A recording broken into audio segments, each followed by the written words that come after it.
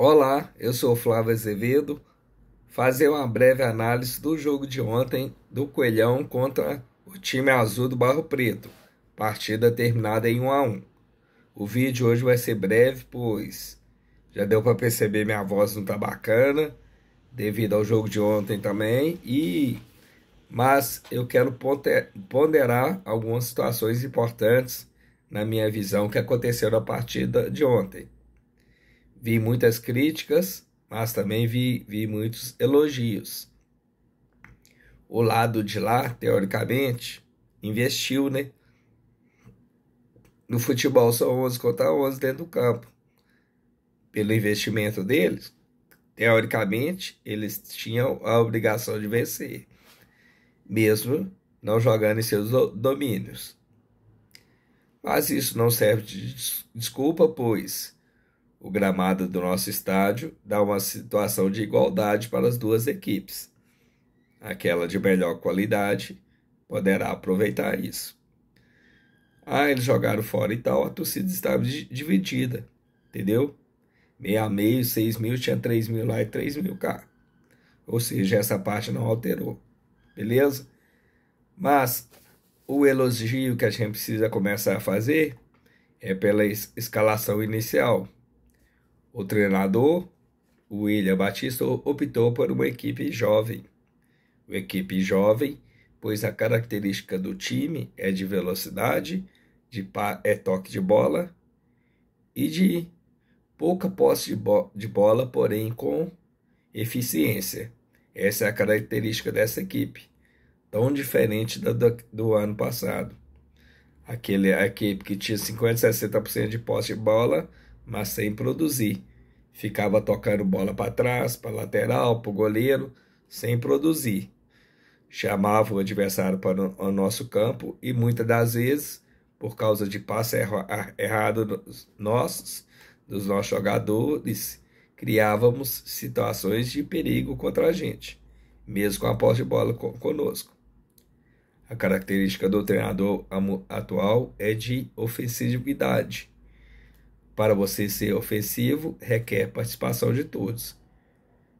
O jogo começa a partir do goleiro, né? Todos ofensivamente. Se vocês prestarem atenção, correndo até um sério risco, o nosso goleiro Matheus, que fica muito adiantado. Ele participa também com as jogadas pelos pés. Porém, apesar do Matheus ficar muito tempo fora do gol, ele participa muito bem, muito menos, aliás, das jogadas do que a equipe anterior, que ficava tocando bola para goleiro. E ficava tocando bola para goleiro que tinha dificuldade de usar os pés. Não é o caso do goleiro Matheus. O Júri, quando jogou, demonstrou a evolução jogando com os pés também. Eu, particularmente, não gosto desse estilo de jogada. Porque eu faço gol lá na frente. Para que eu vou manter a posse da bola em minha defesa? Quanto mais próximo do meu gol, mais perigo eu sofro. Eu quero fazer gol, eu tenho que estar perto do gol do adversário. Ou seja, precisamos criar as jogadas lá na frente. Por isso que logo de cara quase resolvemos a partida. A famosa marcação-pressão. O time, como eu te disse, estava ofensivo. A marcação-pressão dos três atacantes. A equipe começou com o Figueiredo pela esquerda, Fabinho pela direita e o Renato mais centralizado. Renato, todos nós sabemos, inclusive eu fiz o pedido de ser titular. Ele é um jogador que se movimenta bem, ele sabe finalizar e ele sabe tabelar com o jogador que está ao seu lado. É um grande atacante, não tinha justificativa ele não ser titular. Entendeu? A marcação-pressão. E quem que roubou essa bola lá na frente? O nosso camisa 10, que não é o Benítez, que ainda está lesionado, mas como eu já repeti várias vezes, o Elizari está fazendo a função dele muito bem. Ele não tem o drible característica do Benítez, porém ele tem o toque de bola refinado. Ele sabe tocar e passar, e se deslocar pela direita e pela esquerda centralizado. Ele tomou a bola, chegou de surpresa na defensiva cruzeirense, tomou a bola e de praxe já deu passe açucarado para o Fabinho, que fez um golaço lá no meio do gol, mais uma bomba, pegando de surpresa o goleiro adversário, abrindo aos 2 minutos o placar da partida. Coelhão, pressão, abrindo o marcador merecidamente, rapidamente. A equipe azul ficou desesperada, levou um gol logo de cara, e ela ficou mais desesperada ainda porque o Coelho manteve a posição ofensiva, não recuou igual os antigos treinadores. Assim que a equipe fazia o gol, todo mundo lá para trás defender. Essa característica o treinador agora não tem. Ele manteve a equipe posicionada mais à frente com a marcação-pressão. Só que essa marcação-pressão agora seria diferente porque o adversário estava com o placar desfavorável, ou seja, ele ia muito mais para o ataque agora. Ele indo muito para o ataque, ele empurra automaticamente o time americano para trás. E quanto mais longe a equipe fica do gol, maior será o desgaste após recuperar a posse da bola. Para se aproximar do gol, ele vai ter um desgaste maior. Ou seja, é a hora de característica de posicionar os jogadores mais próximos dos outros. Quando a equipe está posicionada próxima dos outros jogadores, evita o desgaste maior. Quanto mais próximo o jogador, companheiro de equipe está, mais fácil fica a tabela, menos passes errados a equipe terá e menos desgaste físico também. O que aconteceu? O time do Cruzeiro tem qualidade técnica boa, impressou a defesa na equipe. E o que aconteceu? A nossa linha de defesa veio muito para trás, afastou demais, ou seja, trouxe o inimigo para dentro e próximo da nossa área. Assim, pela qualidade técnica deles, criaram várias situações de gol. E o nosso goleiro Matheus teve que evitar o possível empate deles na primeira etapa. Quanto mais próximo do gol, mais perigo tem. Ou seja, mentalmente errado, a equipe veio para trás. O Júlio, que estava improvisado na lateral porque o Matheus não jogou, os dois zagueiros e o Marlon, todos ficaram na linha defensiva. Não fizeram as jogadas de ataque, ou seja, trazendo o adversário. Entendeu? Só que o adversário ele não vinha desesperar todo mundo, ele mantinha os seus zagueiros e seus volantes no campo de defesa.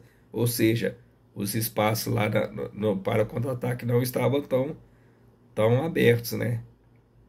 Para o América pensar em jogar em contra-ataque. E não tinha necessidade, pois a postura do time não é de ficar jogando em contra-ataque, é de jogar com a pressão de bola na frente.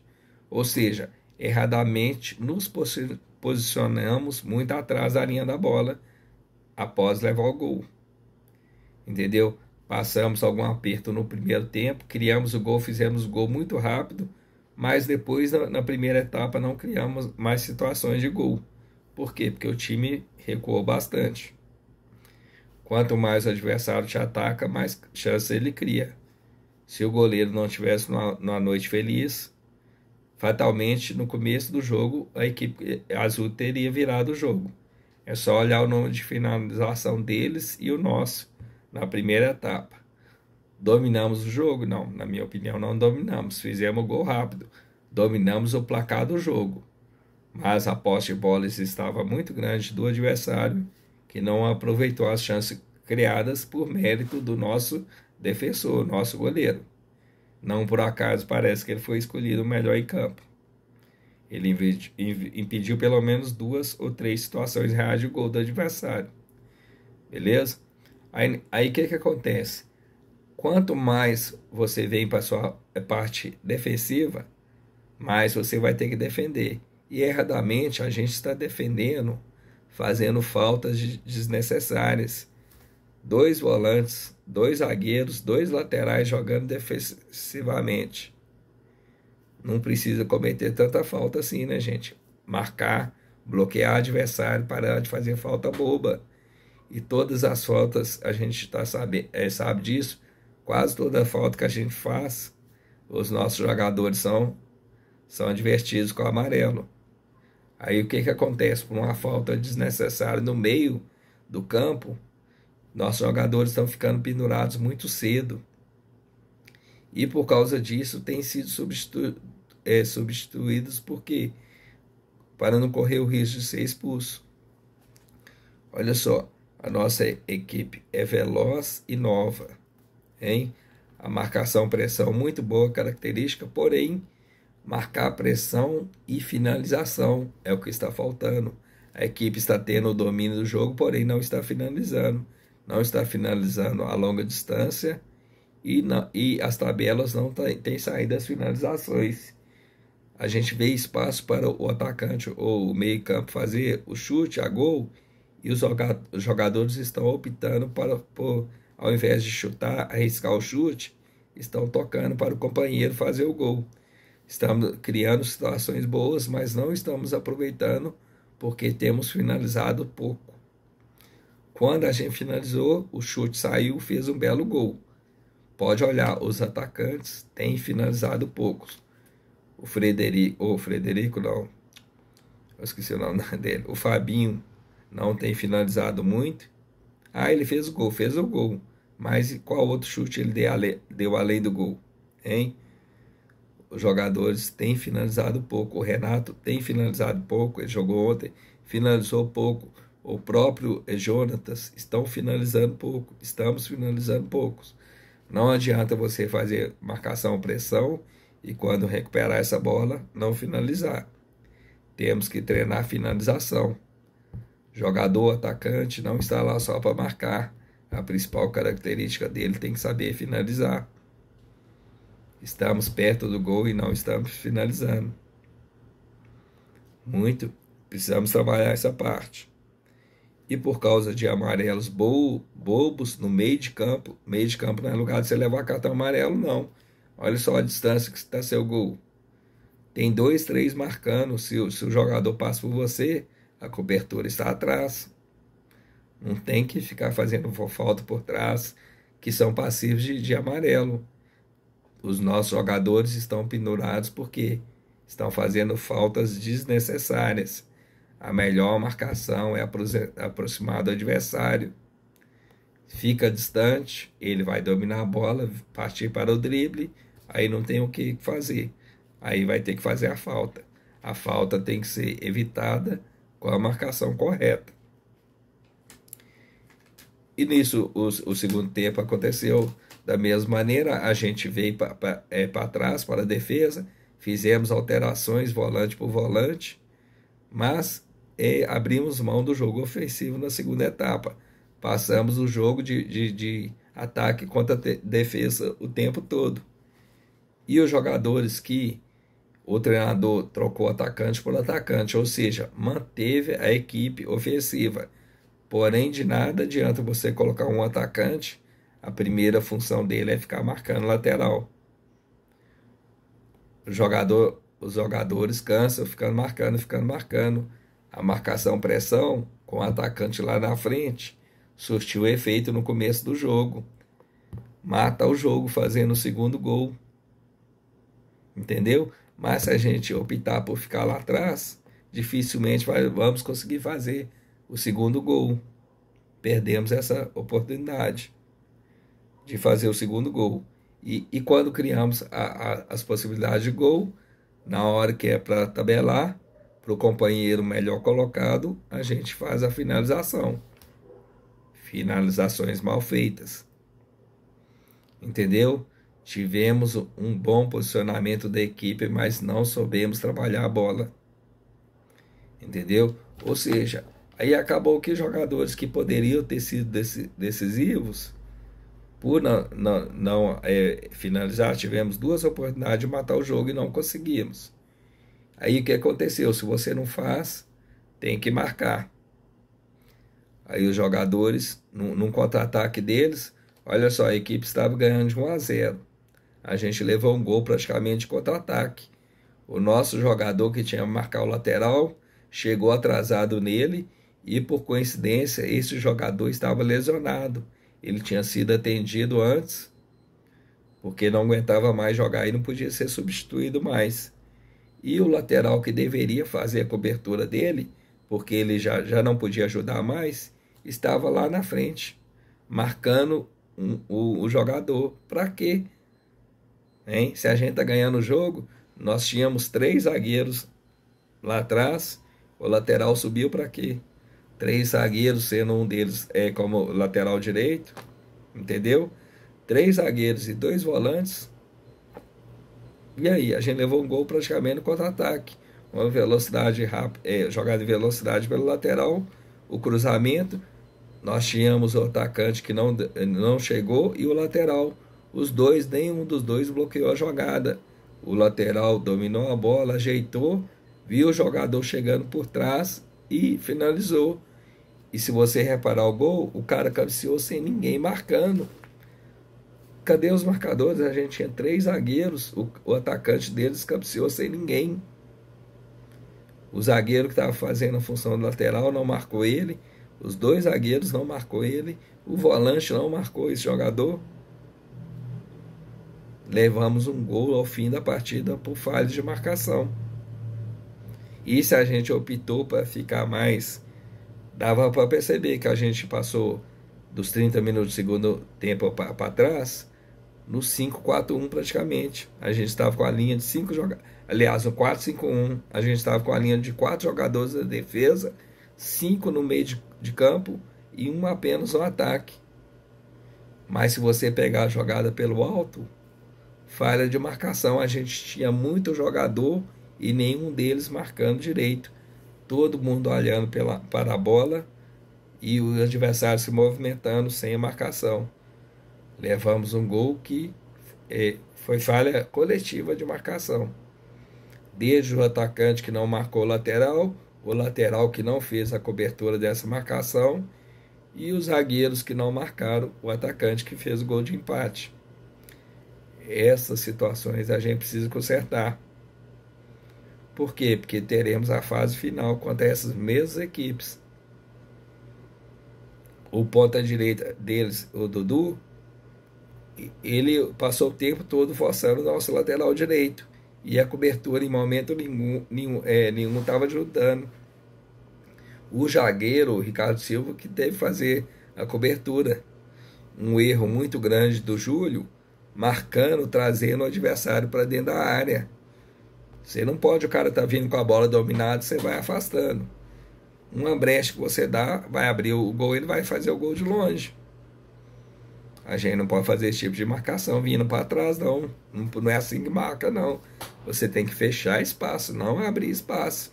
O cara tá vindo com a bola dominada, ou ele vai tabelar ou vai finalizar. O próprio Gabigol só não fez o gol porque ele errou o chute. Ele teve 2 finalizações, por quê? Porque deram espaço para ele. A nossa sorte é que a bola foi para o alto. Uma delas o goleiro fez a defesa. Porque ele está com a bola dominada, ninguém chega bloqueando ele. Isso é falha de marcação. A equipe está boa, tem condição de prosperar, mas não pode ter vários erros de marcação. Marcação é tudo no jogo. Se o atacante vai ter que ficar marcando, tem que ensiná-lo a marcar. É muito melhor aproveitar a característica ofensiva dele do que ficar improvisando ele para marcar. Já ficou característica que não sabem fazer a marcação. Quem não sabe marcar faz falta, faz muita falta e leva muito cartão amarelo. Entendeu? Inclusive, o nosso atacante está pendurado com 2 cartões. Se não zerar o cartão para a fase semifinal, tem que olhar isso, porque tem a fase próxima à frente, tem que zerar o cartão de todo mundo. Sábado é um jogo importante contra o Tombense.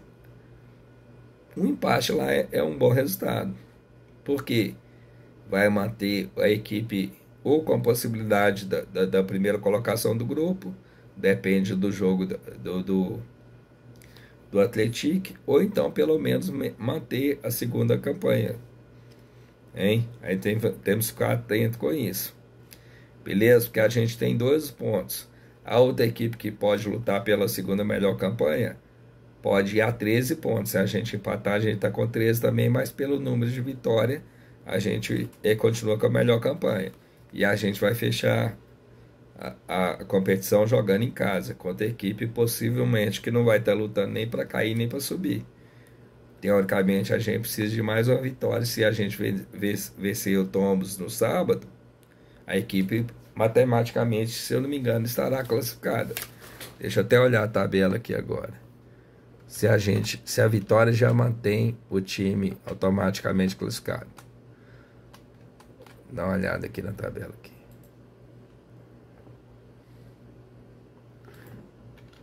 Porque hoje teve um jogo do Campeonato Mineiro. Olha só. No grupo 1, o líder tem 11 pontos. O segundo colocado é o nosso adversário, que eu tô falando. O terceiro lugar é o Atlético Mineiro. Se ele vencer, ele vai a 13 pontos. Desculpa. Ele vai a 13 pontos. Desculpa. Ele vai a 13 pontos e ele tem um saldo de 2 gols apenas. Ele chegando a 13 pontos, se a gente perder para Tombense, por exemplo, ela também vai para 13 pontos e continua em segundo lugar. Beleza? O Betim vencendo, ele já vai para 14 pontos, que ele tem 11 pontos. Tombense joga contra o Coelhão, o Betim joga em casa contra o Vila Nova, no sábado às 16 horas, e o Atlético Mineiro joga o clássico contra o Cruzeiro. No grupo B, que a gente é Atlético, joga fora de casa contra o Uberlândia que perdeu hoje para o Democrata. É o Uberlândia Atlético, no domingo é 16 horas. Um empate, por exemplo, do Atlético, se a gente empatar, por exemplo, mantém eles em primeiro, a gente em segundo, com 13 pontos, aquilo que eu já te falei. A gente estará com 13 pontos, com empate e 3 vitórias, e o saldo de gol de 10 melhor do que o Atlético Mineiro, por exemplo. Se eles vencerem a gente só empatar, a gente continua à frente deles, beleza? E no grupo C, que é do Cruzeiro, por exemplo, se o Atlético ganhou, matematicamente o Cruzeiro perdeu. O Cruzeiro tem 11 pontos, já se ele perder, ele continua atrás do América, como segundo melhor colocado que eu estou falando, beleza? Mas o Cruzeiro ele está a 5 pontos do adversário dele. Possivelmente ele vai ser campeão do grupo. Ou seja, a gente não vai ter esse embate com o Cruzeiro, nem com o Atlético, porque a gente está em segundo lugar, a segunda melhor campanha, a primeira melhor campanha de segundo colocado, contra o primeiro lugar. Se a gente terminar em primeiro lugar do grupo, quer dizer que a gente estará com a melhor campanha também. Ou seja, o nosso adversário vai ser o Atlético. Se continuar a situação, o nosso adversário já está praticamente decidido sendo o Atlético. Beleza? Porque ou a gente ou eles ficarão com a melhor campanha. Beleza? Se eles vencerem, permanecem em primeiro. Se a gente vencer, a gente garante já a segunda colocação, a melhor segunda colocação. Contra Atlético, ou contra Cruzeiro, ou Betinho ou Tombense. Beleza? Se a gente vencer, a gente ajuda o Atlético, porque aí a Tombense não pontua. Beleza? O Atlético Mineiro, além dele vencer o seu jogo, ele precisa torcer para o Betim perder e o América também perder, porque o Atlético Mineiro, não ficando ali do grupo, ele pode ser um possível primeiro melhor segundo colocado. Para ele ser o segundo melhor colocado, nós temos que perder, entendeu? E eles vencerem. Mas se a gente perder, a gente permanece com 12 pontos. Eles vencendo, eles ficam com 13 pontos. Se o Betim ganhar, está com 14, aí eles passam a ser o primeiro melhor segundo colocado. Assim a gente perde a nossa vaga. Cruzeiro campeão do grupo, Atlético o campeão do seu grupo, beleza? E o Betim campeão do seu grupo, fica o confronto Betim-Cruzeiro, Atlético e Atlético Mineiro. Ou seja, não podemos perder, pelo menos empate contra Tombense, se a gente quiser depender apenas da gente. Beleza? Aí o que acontece? Aquilo que eu te falei. Se o Atlético Mineiro vencer e a gente perder, ele já passa a gente. Ele vai para 13, a gente fica com 12.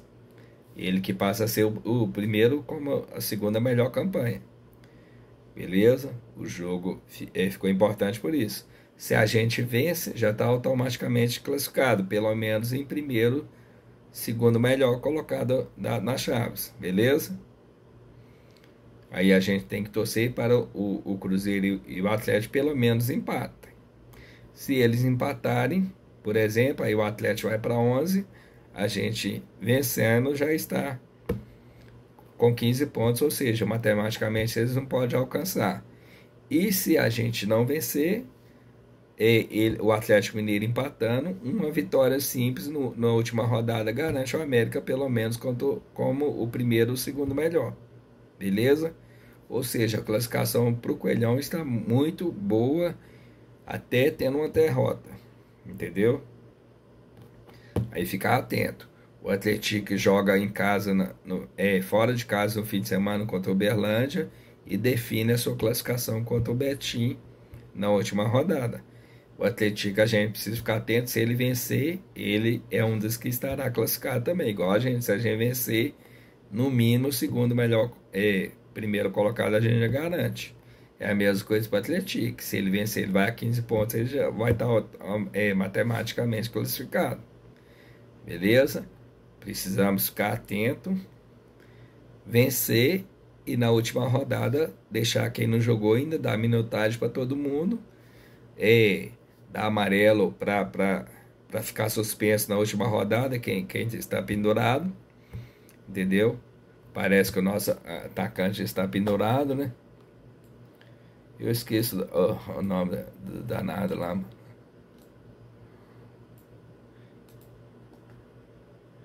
Frederico, eu chamei de Frederico toda hora, não é Frederico, não.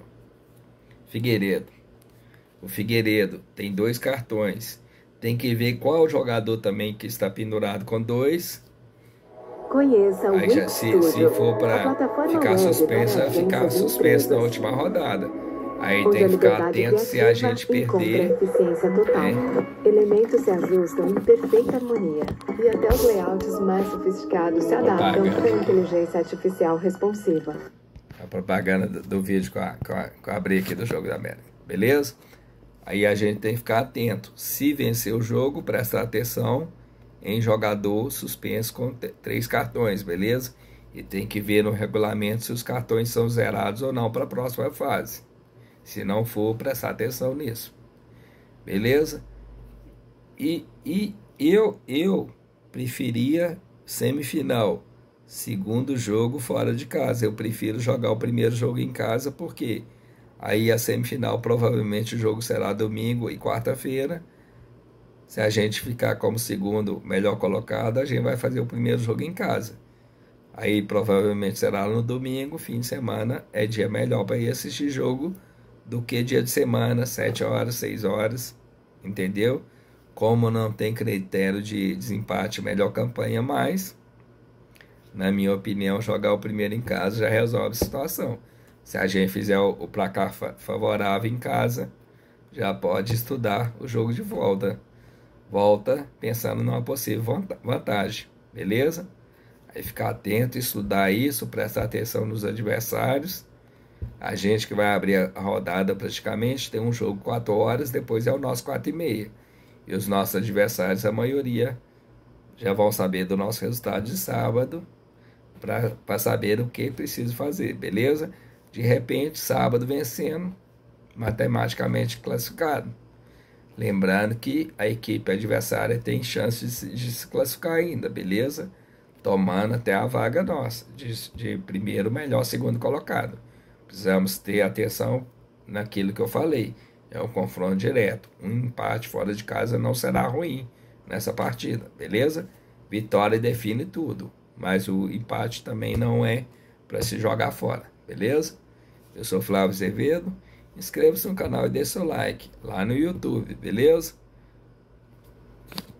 Bora, coelhão. Atenção. Aqui. Ali acabou. Tchau, Ali. Tchau, Ali. Esquece do Ali. Ali, você não tem posição na América mais não. Fui.